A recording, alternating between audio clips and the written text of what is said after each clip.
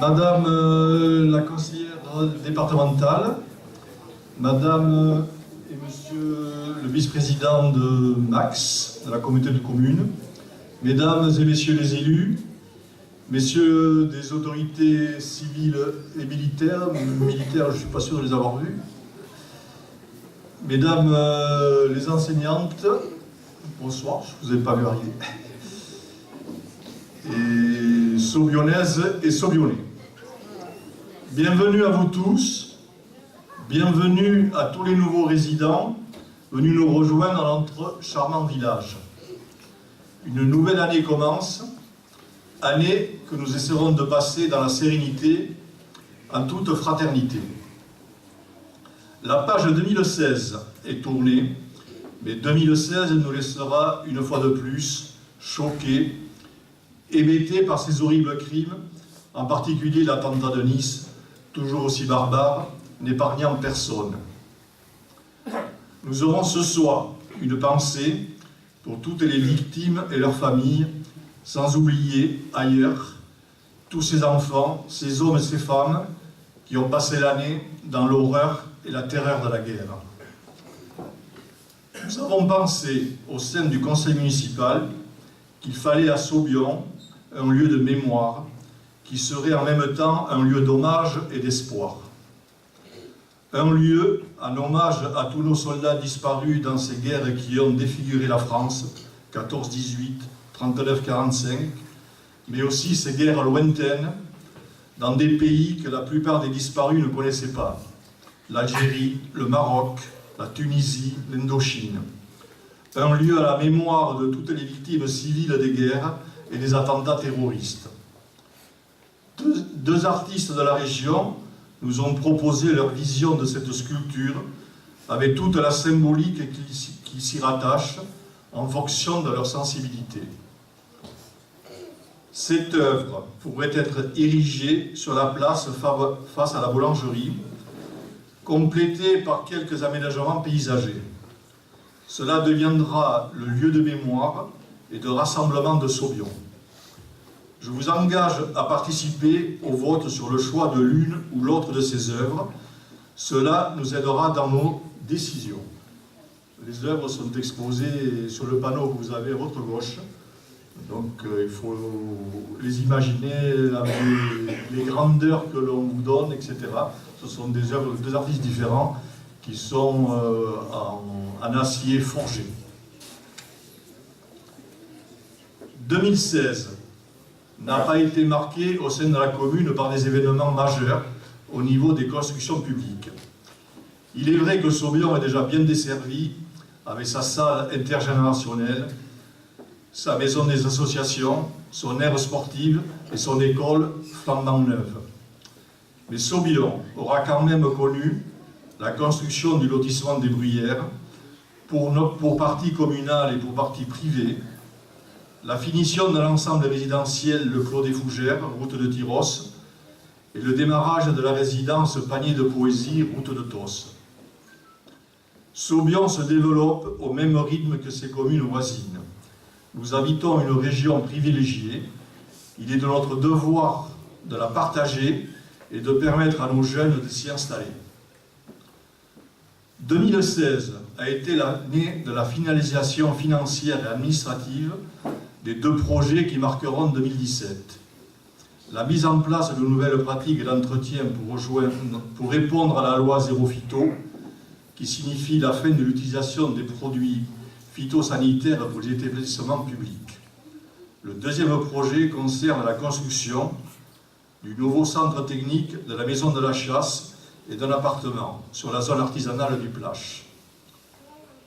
2016 a connu une rentrée scolaire très dense, avec 157 enfants inscrits, 58 en maternelle et 99 en primaire. Ces chiffres prouvent la dynamique de notre village.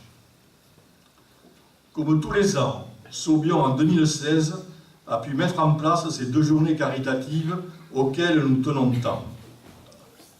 Le 10 juillet, un vide-grenier était organisé par le conseil municipal et l'ensemble des associations au profit de l'association A de C'est Mieux. Le 22 octobre, nous avons reçu en mairie, avec les associations saubionnaises, les parents et le grand frère du petit Anaël, pour leur remettre un chèque d'un montant de 1 992 € pour leur permettre de continuer ce combat qu'ils mènent contre la maladie de leur enfant. Nous avons tous été très émus et en même temps admiratifs de voir la vitalité et l'espièglerie de cet enfant de 6 ans qui a subi pas moins de 14 opérations pour traiter la tumeur cérébrale qui le touche et qui continue de vivre avec des contraintes thérapeutiques extrêmes. Les dernières nouvelles sont bonnes. Une grande leçon de courage délivrée modestement par ses parents et son grand frère. À l'occasion de la nouvelle année, ils nous ont adressé ce message que je vais vous lire. Merci beaucoup. Nous souhaitons tous nos vœux à l'ensemble du conseil municipal, à monsieur le maire, ainsi qu'à tous les habitants et associations de Saubion, où il fait bon vivre et où le mot solidarité prend tout son sens. Anaël, Aurélien, Estelle et Laurent. Le 3 décembre, le Téléthon à Saubion, cette année, organisé avec nos amis de TOS. Un chèque de 6 207 € a été remis à l'AFM.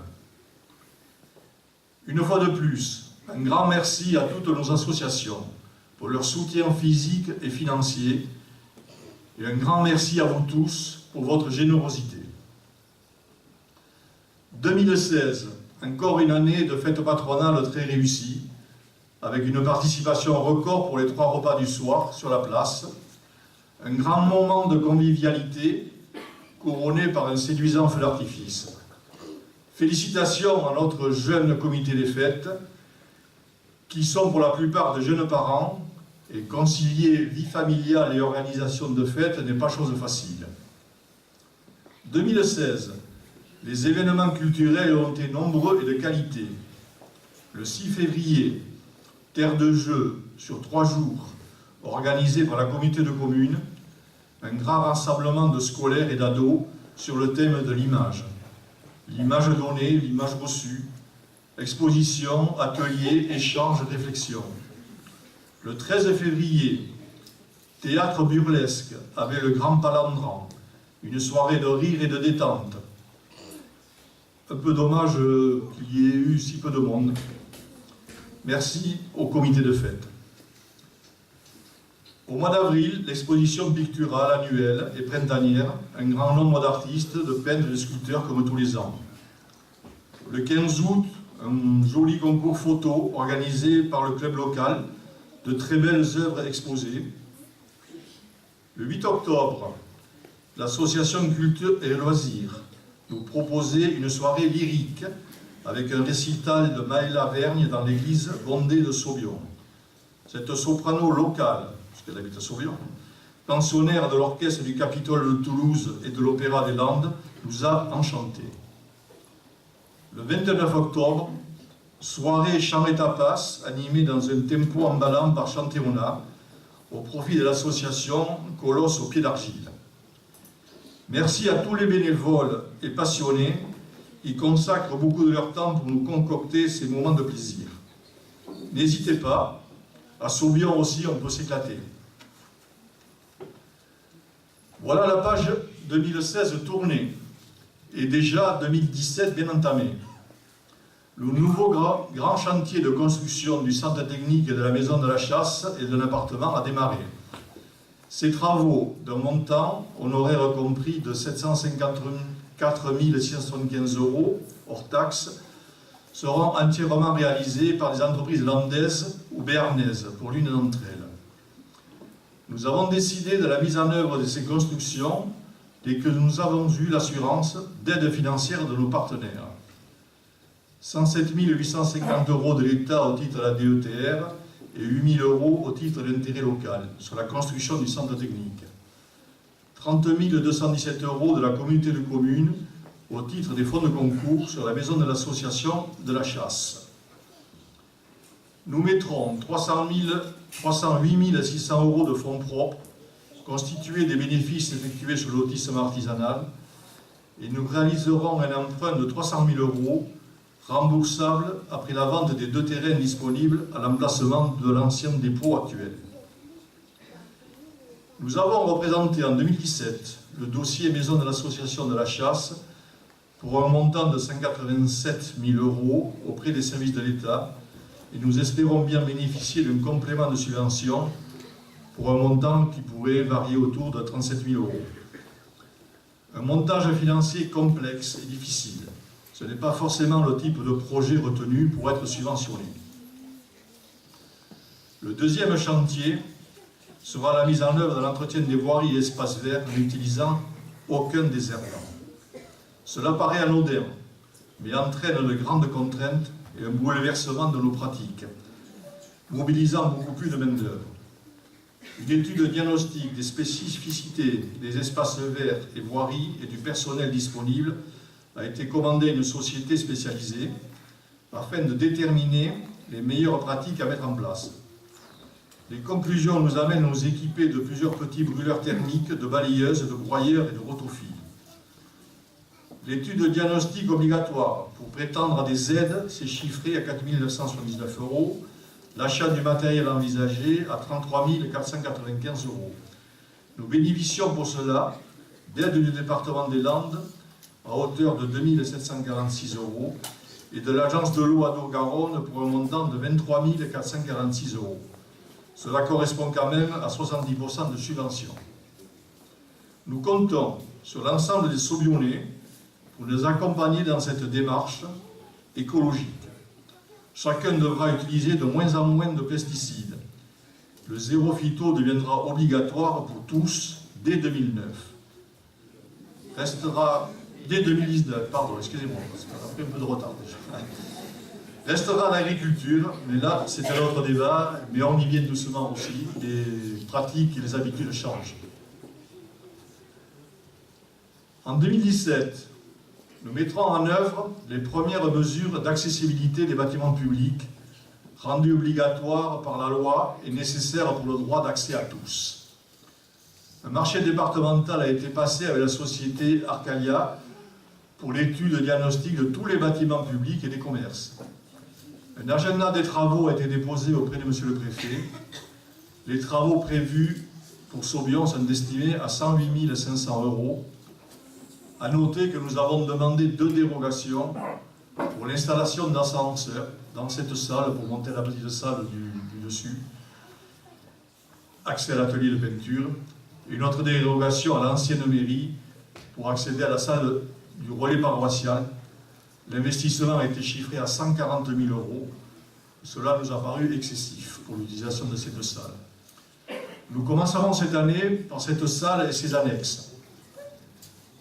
2017 sera aussi le début d'une grande étude d'aménagement du bourg.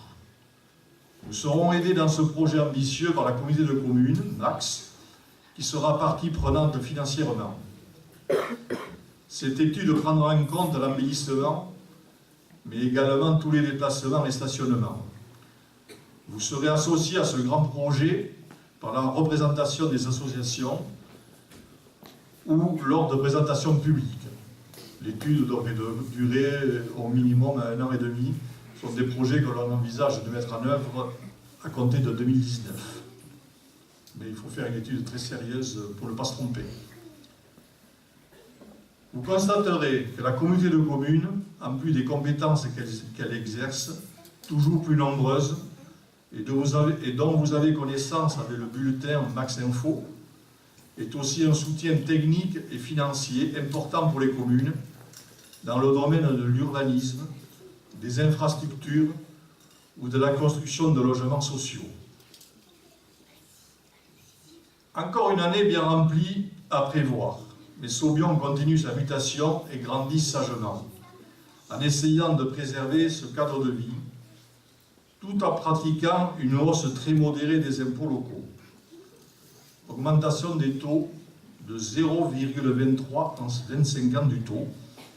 Mais ça, je sais que tout le monde l'a remarqué, vous regardez tous votre feuille et vous vous rendez compte que les impôts locaux communaux, ils stagnent vraiment depuis 5 ans. On fait des efforts, c'est pas toujours facile, mais on y arrive. Je profite de cette réunion pour prévenir les Sauvionnais qu'ils auront dès cette année à supporter les travaux d'élargissement de l'A63, avec une démolition du passage supérieur sur la RD 337, avec mise en place d'une déviation en parallèle vers Anglès. Sur la RD 112, l'autre route de Tos, l'ouvrage ne sera démoli qu'après la construction de nouveaux ponts. Ces différents travaux, ajoutés à ceux de la RD 33 entre Saint-Vincent-Yvroz et Anglès, nous font craindre quelques désagréments dans le bourg, mais aussi dans le quartier du Plache et de la route de Pays de l'Âne. Les maires, épaulés par les services de voirie de Max, suivront ce dossier de près en relation avec les services de l'autoroute. Pour vous rassurer, les réunions ont déjà commencé hier ou avant-hier, je sais. Il nous faudra être patients, mais l'enjeu pour la région est important. Je ne saurais terminer sans apporter mes plus chaleureux remerciements à toutes celles et ceux qui font l'essence même de Sauvion, par leur investissement, leur rayonnement et leur implication dans le cadre de notre vie quotidienne. À commencer par notre école et nos enseignantes, équipe soudée, fidèle au village depuis plusieurs années. Elles participent largement à l'épanouissement de nos enfants. Croyez-moi, 157 enfants en 6 classes, dont 2 maternelles de 30 enfants, ce n'est pas simple, et beaucoup moins reposant qu'on essaie de le faire croire. Je peux constater, lors de mes visites à l'école, que les petits Sauvionnais débordent de vitalité. Mais là, ce soir, ils sont très sages. Félicitations, les enfants. Remerciements aussi à toutes les personnes qui composent le CCAS pour leur implication généreuse et bénévole auprès de nos plus anciens, les moins en forme ou les plus fragiles. Remerciements à tous les présidentes et présidents des associations et tous les membres qui les composent pour toute cette vitalité et cette joie qu'ils amènent à Sauvion. Remerciements à nos gendarmes et nos pompiers pour leur efficacité et leur sens du devoir. Enfin, un grand merci à tout le personnel communal qui s'adapte à l'accroissement de population, des espaces verts ou des bâtiments. Ce n'est pas toujours évident de concilier accroissement des tâches et rigueur budgétaire.